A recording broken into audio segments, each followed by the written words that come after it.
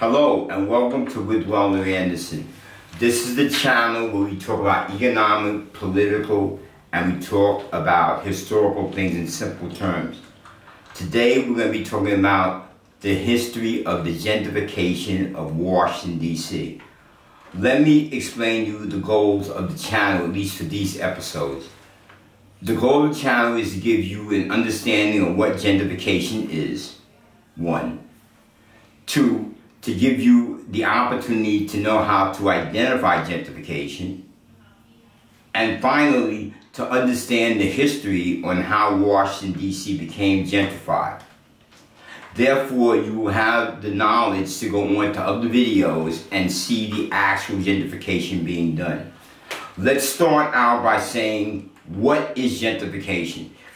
Gentrification is the replacement of one group of people by another group of people, usually a step above. It was coined by Ruth Glass in 1964 when she had done some work in London. Gentrify, the word gentrify comes from the word gentry, which is an old French term, which describes the aristocracy and the working class from the nobility or the artisans in the middle.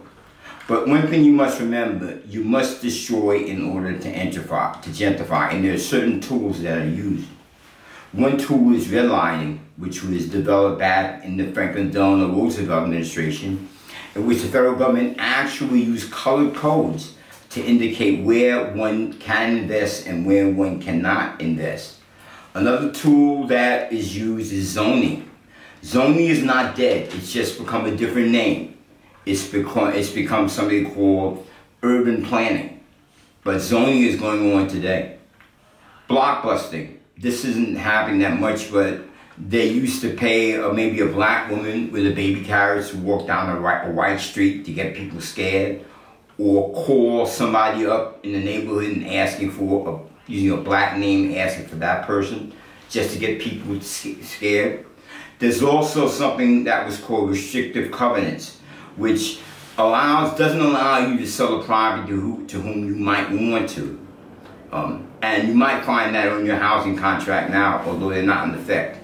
In addition, there's the rent gap theory where it just doesn't make sense to hold on to your house. Now they're using developer tax credits, which really haven't worked that well as well. But the result are less services once you become gentrified, or before you become gentrified. Higher taxes, white flight, lower money or less money for education, high crime and poverty.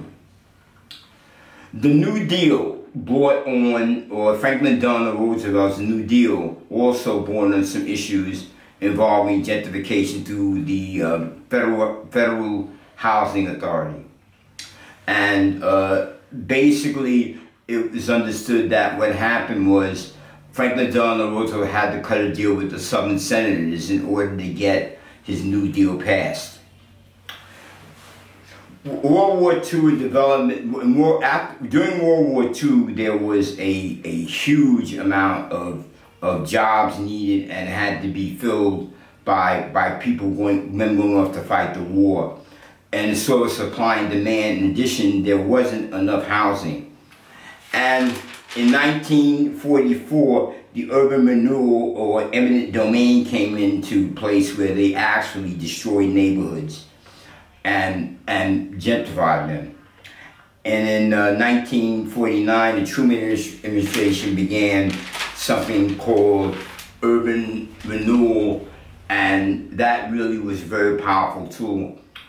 We're going to jump around a little bit, but I want to talk about something called shovel ready, which once the federal government has given the money to a local locality, they can implement the plan as they want to and destroy areas. Such was done in the case of Washington, D.C.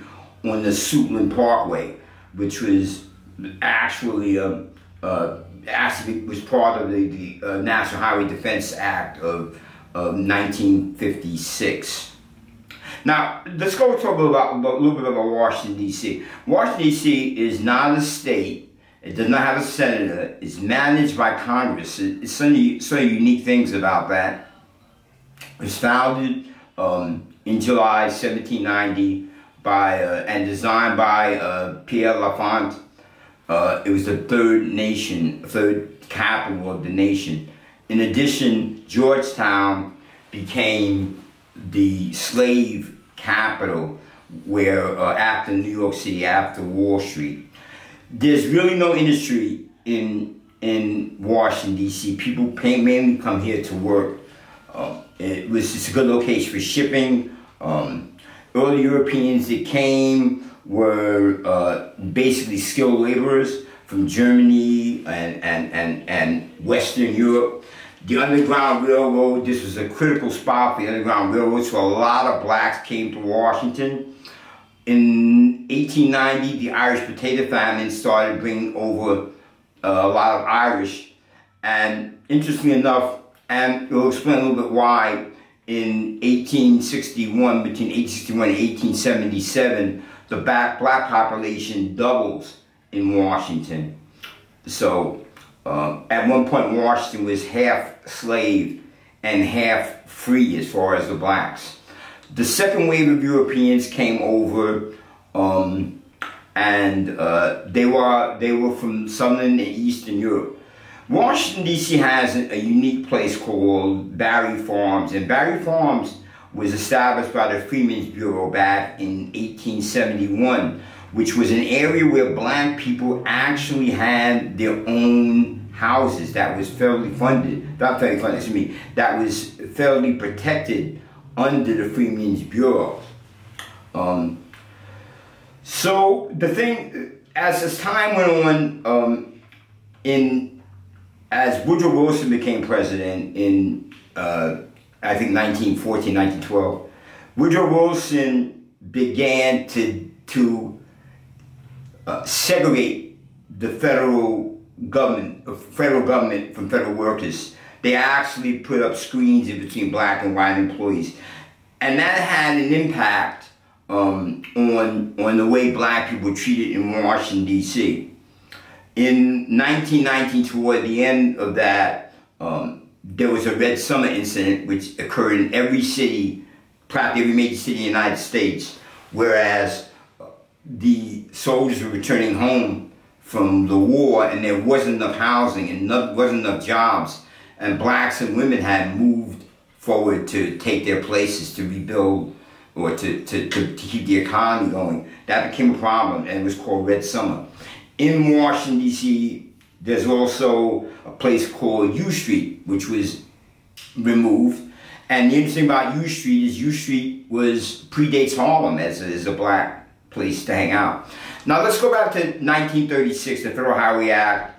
The actual destruction of the Suitland Parkway occurred later, but the Federal Highway Act allowed, in 1936, did transit-oriented gentrification, and they could use highways to just destroy and devastate neighborhoods. In 1944, the slum clearance program came along with President Truman, urban renewal, eminent domain. I think we talked about that, but if we didn't, that's when the government can take your land and give you market value.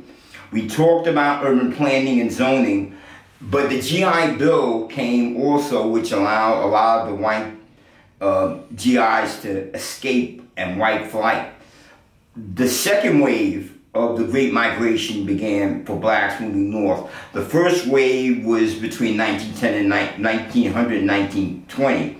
The second wave was between 1940 and 1970, where you had black people moving up to northern places. Interesting, even the Brown versus Board of Education at Topeka, Kansas in 1954 had impact on the way that people were treated in Washington, being that Washington was a federal district. They couldn't really get away with a lot of the trash that they were pulling in other cities because Washington was a federal district and it was under control of the federal government. And under Brown versus Board of Education, separate but equal was removed. If you remember, in the 70s, Washington was called Chocolate City.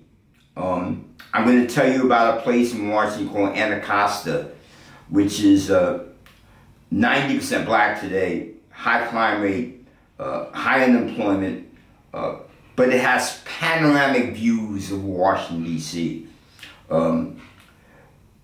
Its largest employer was U.S. Navy, so I was downside. But the point I'm driving is Anacosta is a place sitting, waiting to be gentrified. It fits all of the features of it. So as we move on, we said that the reduction in federal funds in the 70s and the 2008 financial crisis really hurt Washington. Also, the implementation of the Purple Line is going to have some transit issues. Hope you enjoyed the video. Thumbs up, subscribe, and I'm going to bring you more. Have a great day.